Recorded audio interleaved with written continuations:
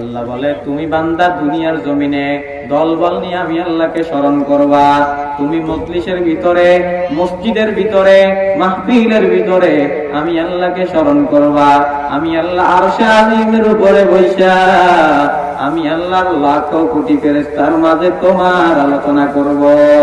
জিক্রে হতা মজগে যাই রূহেরা মুরহামা মদই দিলে মজরুহেরা সঙ্গ দিলাজ সৈকালে লাফাকে কুন সিনবাতি গে মোহাব্বত চাকে কুন।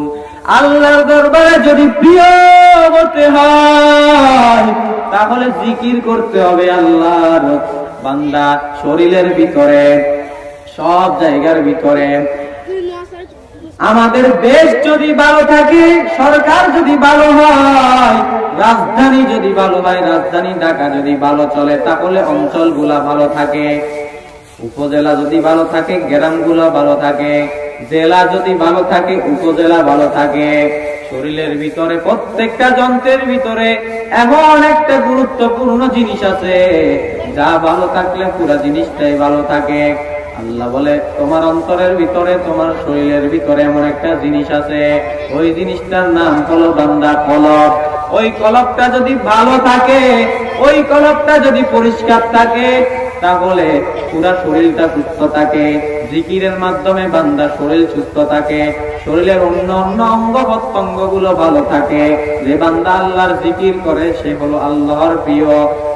আল্লাহ বলে, আল্লাযীনা ইয়াযকুরুনাল্লাহা কিয়ামান ওয়া কুউদান ওয়া আলা জুনুবিহিম ওয়া ইয়াতাফাক্কারুনা ফী খালকিস সামাওয়াতি ওয়াল আরদ রব্বানা মা খালাকতা হাযা বাতিলান সুবহানাকা ফাকিনা আযাবান নার।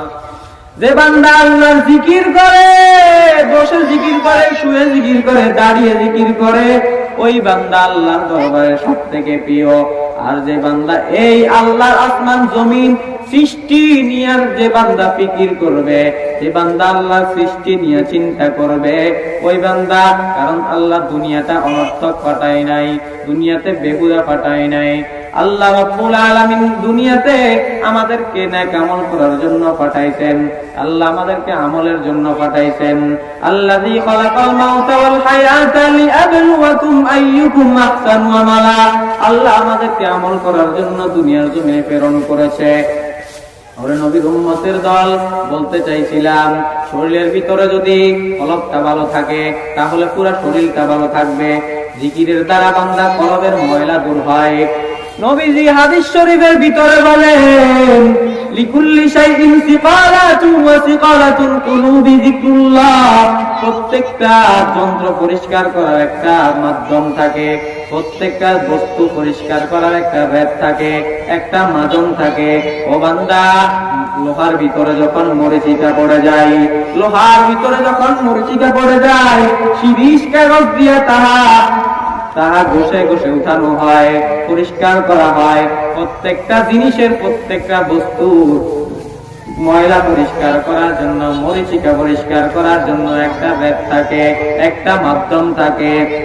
আল্লাহ বলে, বান্দা তুই গুনাহ করতে করতে তোমার কলবের ভিতরে ময়লা হয়ে যায়, কালো দাগ পড়ে যায়।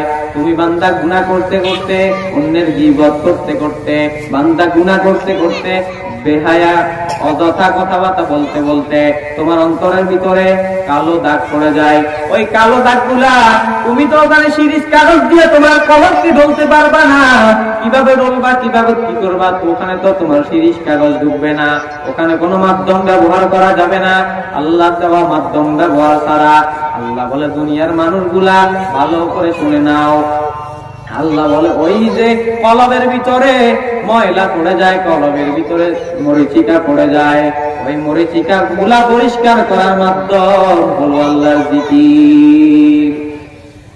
জিকির এমন ভাবে করো, নবীজি হাদিসের ভিতরে বলেন, জিকির করতে করতে বান্দার অন্তর পরিষ্কার হয়ে যায়।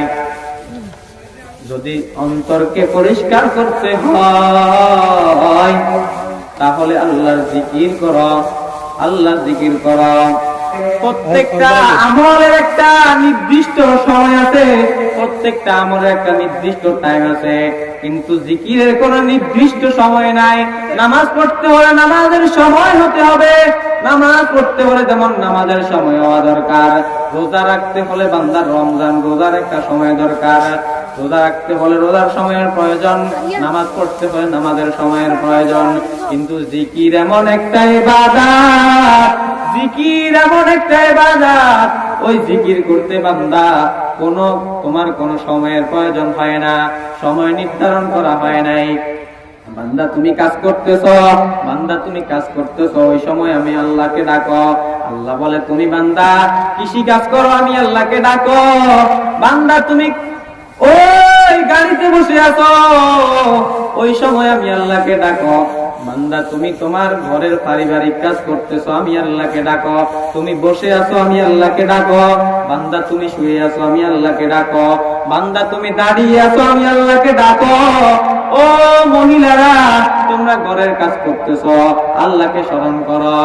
যখন ভাত রান্না করতেছ, আল্লাহকে ডাকো। ঘরের কাজ করতেছ, আল্লাহকে ডাকো। কারণ কাজের ফাঁকে ফাঁকে আল্লাহকে ডাকবা, আল্লাহ তোমার কাজের ভিতরে বরকত দান করবে।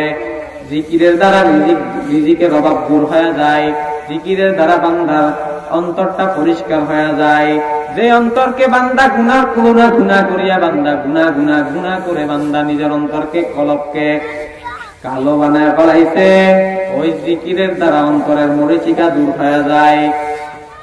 হযরতে আল্লাহর নবী হযরত আইয়ুব আলাইহিস সালাম, তার ঘরের ভিতরে এমন একটা সময় আল্লাহর নবী এমন একটা সময় সেট করে রেখেছে, তুমি ইবাদত করবা, আগে আমি ইবাদত করব, তারপর তুমি করবা, তারপর তুমি করবা।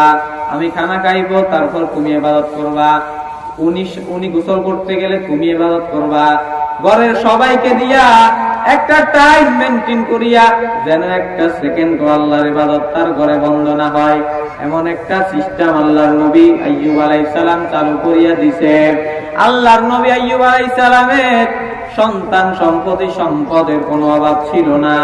আল্লাহর নবী আইয়ুব আলাইহিস সালাম এমন একটা নিজাম ঘরের ভিতরে তৈরি করে দিয়েছে, যে নিজামের ভিতরে কোন সময়ের জন্য আল্লাহর ইবাদত যেন বন্ধ না হয়, এমন একটা নিজামুল আওকাত হযরত আইয়ুব আলাইহিস সালাম তৈরি করেছেন। তুমি খানা খাইবা, আমি ঘুমাবো, তুমি জিকির করবা, তুমি জিকির করবা, উনি খানা খাইবে, উনি ঘুমাইবে। একটা সময়ের জন্য রাত্র দিন কোন সময় যেন আল্লাহ স্মরণ বন্ধ না হয়, আল্লাহ জিকির বন্ধ না হয়।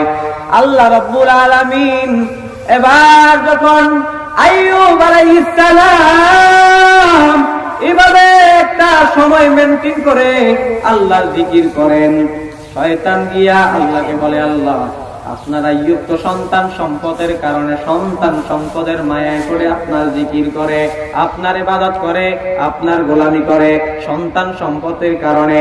আল্লাহ বলে, ও ইবলিস শোন, আমি আমার বন্ধু আইয়ুবের সবকিছু ছিনায় নিমু, দেখবি আমার বন্ধু এর পরে আমি আল্লাহর ইবাদত ছাড়বে না।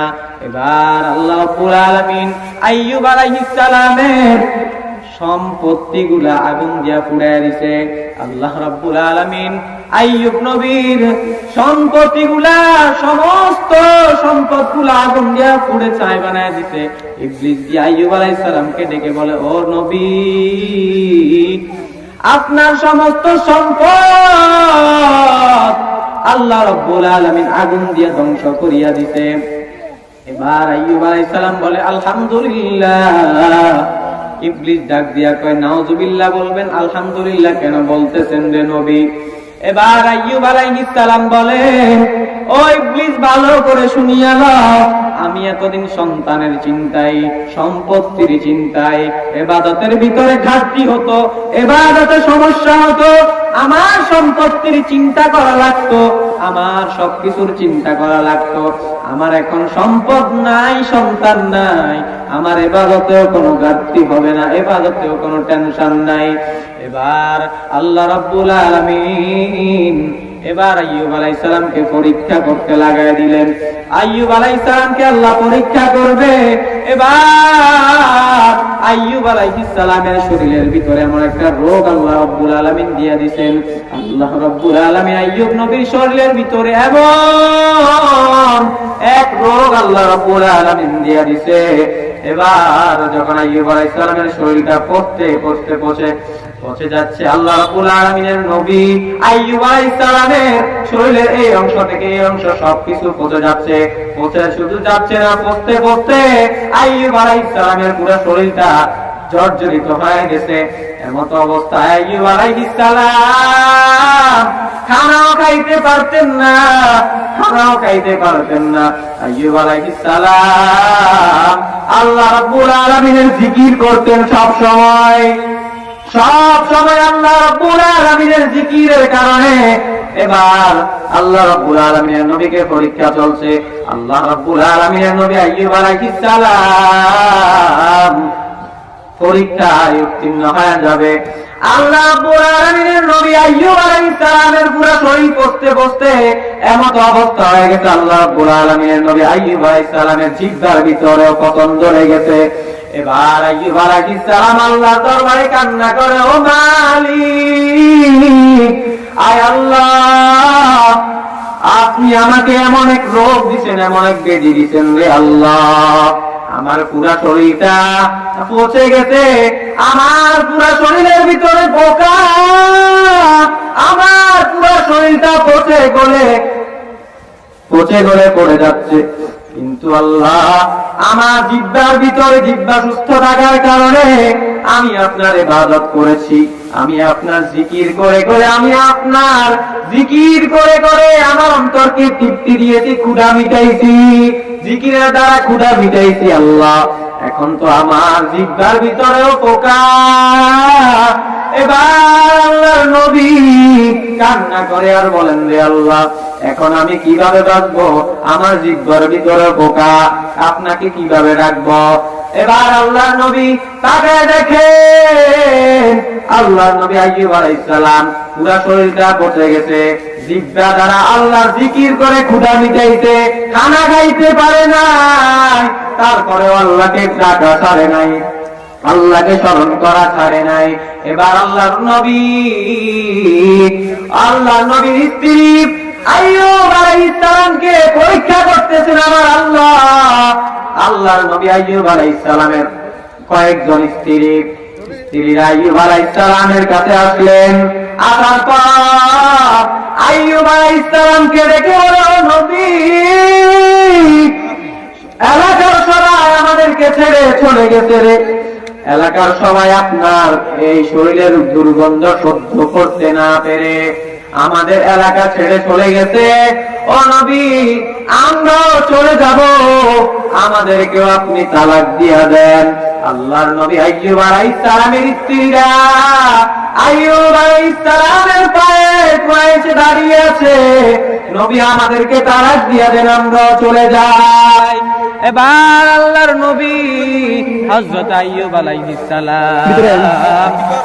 আলাইহিস সালাম কান্না করে আর বলে, ও আল্লাহ, আয় আল্লাহ, দুনিয়ার ভিতরে সব সময় আল্লাহ মানুষ আপন হয় না, মানুষ সব সময় পাশে থাকে না, তবে মা বাবাও আপন হয় না, মা বাবাও আপন নয়, ছেলে সন্তানও আপন নয়। যখন শেষ পর্যন্ত একটা পুরুষের জন্য আপন হলো তার স্ত্রী, একটা পুরুষের জন্য আপন হলো তার স্ত্রী। ও আল্লাহ, আজকে আমার সেই আপন মানুষগুলা, আমার স্ত্রীগুলা আমার চাইরা চলে যাইতেছে রে আল্লাহ, আপনি আমাকে ছেড়ে যায়েন না।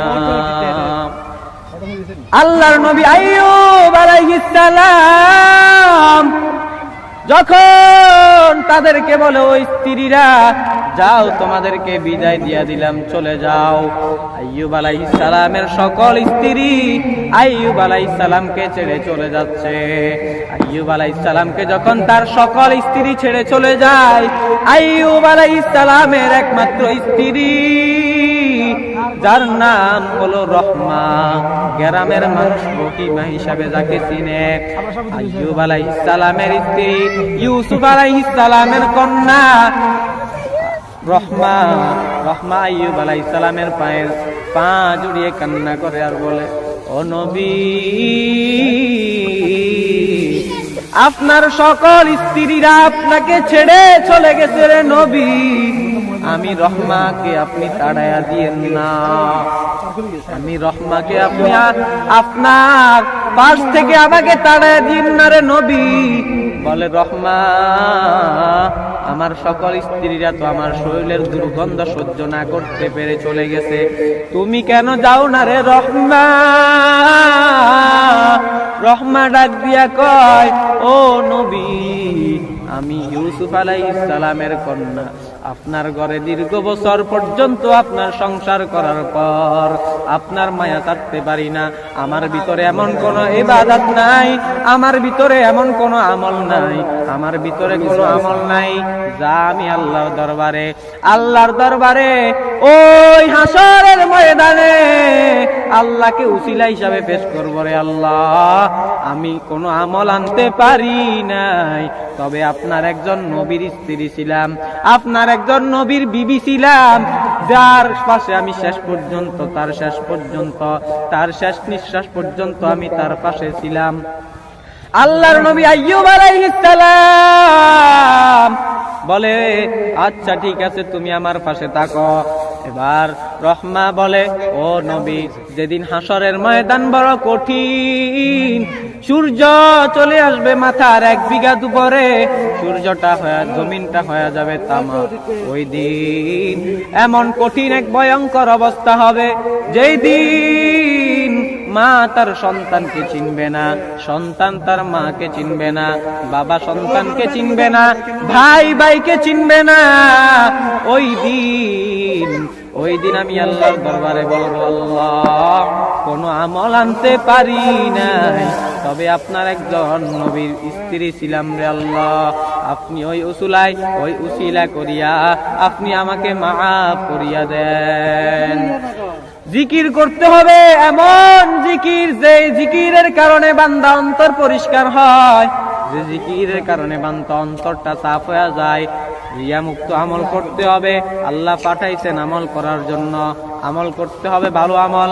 আল্লাহ বলে, আল্লাযী খালাকাল মাউতা ওয়াল হায়াতা লিয়াবলুয়াকুম আইয়ুকুম আহসানু আমালা আলমে আউন ওয়াল বারায়ে ইমতিহান আলমে সাই জাযায়ে ইওয়া। জিকির করতে হবে, আমল করতে হবে। আল্লাহ আমাদেরকে দুনিয়ার জমিনে পাঠাইছেন আমল করার জন্য, ভালো আমল। আল্লাহ বলে, আল্লাযী খালাকাল মাউতা ওয়াল হায়াতা লিয়াবলুয়াকুম আইয়ুকুম আহসানু আমালা। আমি আল্লাহ তোমাদেরকে দুনিয়ার জমিনে পাঠাইছি ভালো আমল করার জন্য, আমল করার জন্য। এই জিকিরের কারণে বান্দা তোমাকে মানুষ পাগল পাগল বলে, লোকে বলে বলুক পাগল, লোকের কথাই হবে কি? লোকে বলে বলুক পাগল, লোকের কথাই হবে কি? আমি ডুব দিয়েছি মাওলার প্রেম সাগরে, আমি ঝাঁপ দিয়েছি মাওলার প্রেম সাগরে, মাওলা ছাড়া আবার কি লোকে বলে, বলুক পাগল, লোকের কথাই হবে কি? লোকে বলে বলুক পাগল, লোকের কথাই হবে কি? পাগল ছিলেন কারি ইব্রাহিম, মাওলার প্রেমে ছিলেন বিলীন। দুনিয়াদারি পায়ে ঠেলে, দুনিয়াদারি লাথি মেরে আল্লাহর আশিক হইছেন জানো কি লোকে বলে, বলুক পাগল লোকের কথায় হবে কি। লোকে বলে বলুক পাগল লোকের কথায় হবে কি। পাগল ছিলেন ফজলুল করিম, মাওলার প্রেমে ছিলেন বিলীন। দুনিয়াদারি পায়ে ঠেলে, দুনিয়াদারি পায়ে ঠেলে, আল্লাহর আশিক হইছেন জানো কি লোকে বলে, বলুক পাগল লোকের কথায় হবে কি। লোকে বলে